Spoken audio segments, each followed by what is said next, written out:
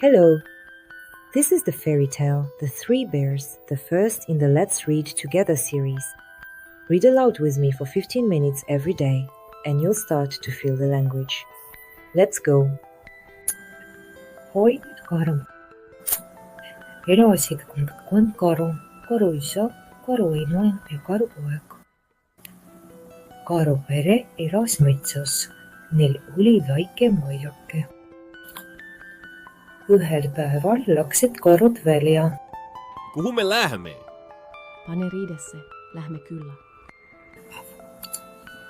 Karupere läks välja. Karuisal oli müts peas.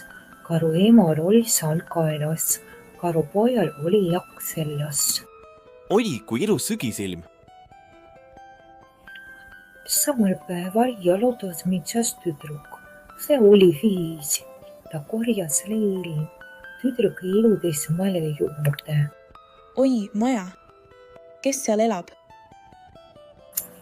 Linis koputas ukse peale. Kop, kop, kop, kop. Oo, kes kodus on? On siin keegi? Tüdruk läks tuppa. Kõik oli vaikne. Linis läks kööki. Laual oli 3 kaussi. Suur, keskmine ja väike kauss. Kaussides oli magustoit. Kõht on tühi. Maitsen natuke. Liis läks tuppa. Toas oli 3 tooli. Suur, keskmine ja väike tool. Ma istun väikese tooli peale. Oi, katki läks. Liis läks trepist üles. Üleval oli magamistuba.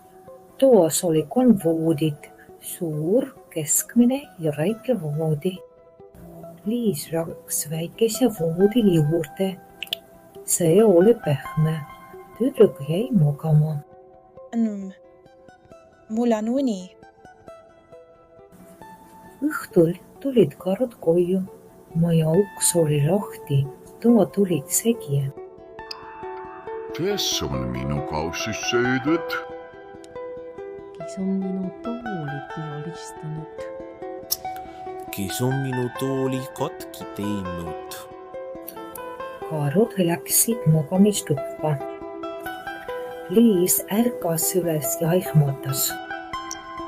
Kes te olete? Kus ma olen? Kes magab minu voodis?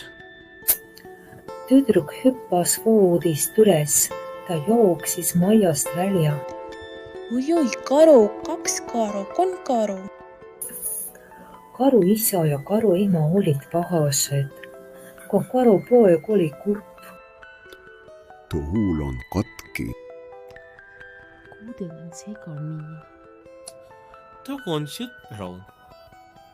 That was the fairy tale, The Three Bears. Tomorrow, read the same text aloud by yourself. This is your practice. Save this video and wait for the next fairy tale in a week. Bye.